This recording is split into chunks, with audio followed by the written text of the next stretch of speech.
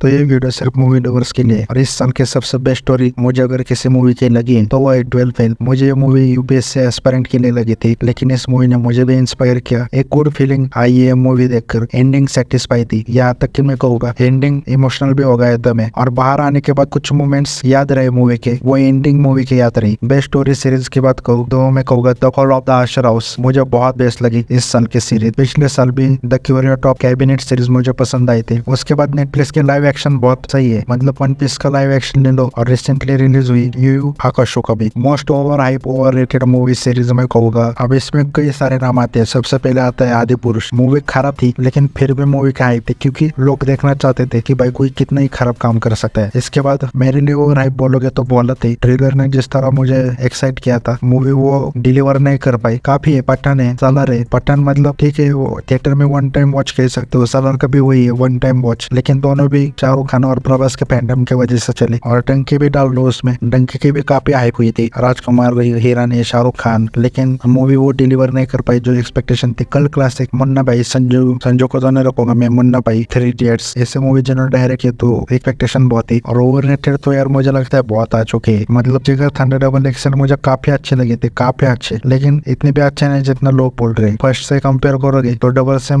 Expectation थे। First half में तो वही स्टोरी देखने को मिली। और बेस्ट म्यूजिक बोलोगे इस साल का तो मेरा राय वो एनिमल मूवी के सभी म्यूजिक मुझे बेस्ट लगे। यहाँ तक कि एक मराठी गाना उन्होंने फेमस भी करवा दिया। और बेस्ट बैकग्राउंड स्कोर कहोगे तो मैं आप रिसेंटली लूपर सुन रहा हूँ, सालार का वो या बैकग्राउंड म्यूजिक है, वो मुझे बहुत पसंद आया। और नो डाउट अनिरुद्ध के सभी अच्छे थे, लेकिन जेलर का अच्छा था। एक मूवी रिलीज नहीं हुई सैडली, ध्रुवानाथ चित्रम, नहीं तो मैं उस मूवी को टॉप में रखता। ट्रेलर टीजर रिलीज हो चुके हैं, कोई कंट्रोवर्सी है तो रिलीज नहीं कर पाए, जाकर साउंड सुन लो बैकग्राउंड म्यूजिक टीजर का। तो मुझे लगता है वो उस मूवी का होता बैकग्राउंड म्यूजिक अगर रिलीज हो जाती। बेस्ट सिनेमाटोग्राफी और कैमरा वर्क तो मैं यही कहूंगा। अब ये बहुत सारी मूवीज में मुझे अच्छे सिनेमाटोग्राफी देखने को मिली है, ये अच्छी बात है। अब फाइनली इस पर लोग फोकस कर रहे हैं। तो मैं कहूंगा the killer of the flower moon, the hunting of Andes में स्टार्टिंग में पसंद आई थी। लियो की कह सकते हैं। जॉन विक 4 सबसे टॉप पर रखूंगा मैं। और लियो या फिर सालार, जवान पठान में भी कुछ जगह सच में बहुत बढ़िया सिनेमाटोग्राफी कुछ सीन में यूज हुई है। जवान पठान का सिनेमाटोग्राफी ने एक्चुअली एक्शन सीन बहुत बढ़िया है पठान की। और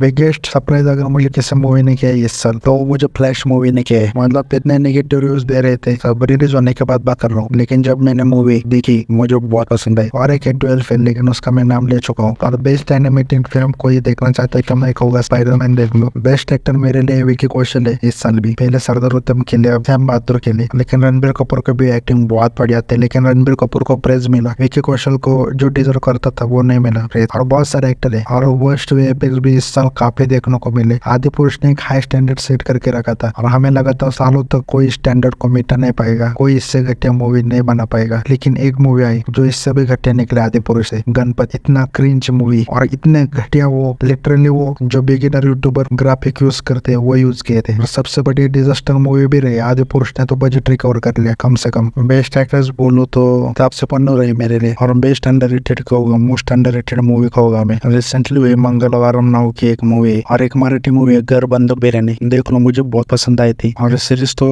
उसके ऊपर मैं अलग नहीं बना सकता हूँ अंडररेटेड सीरीज, उसमें से कई सारे नेटफ्लिक्स की ढूंढ कर निकल सकता हूँ, प्राइम की निकल सकता हूँ। अभी रिसेंटली नागा चैतन्य एक सीरीज रिलीज हुई है दूता, जिस तरह उसकी बात होनी चाहिए वैसे क्यों नहीं हो रही है मुझे समझ नहीं आ रहा है। दूता थे और एक दो सीरीज थी बहुत बढ़िया क्रिपिंग सीरीज। बेस्ट डायरेक्टर तो मैं कहूँगा यार संते परिटीवांगा। मतलब मूवी में कोई मैं कहूँगा ज्यादातर लॉजिक नहीं था, मूवी की स्टोरी सिंपल थी, लेकिन फिर भी क्यों मैंने मूवी को एंजॉय किया मुझे समझ नहीं आया। तो ये क्रेडिट जाता है डायरेक्टर को कि एक मूवी एंजॉय करा दे बंदे ने। एक्सपेक्टेशन थी जो ट्रेलर देखने के बाद डिसअपॉइंट नहीं हुआ। और बेस्ट सीरीज कहूँ तो मेरे लिए द रेलवे मैन ही रही, भोपाल की ट्रेजेडी के ऊपर एक बढ़िया सीरीज। और इंटरनेशनल सीरीज तो कई सारे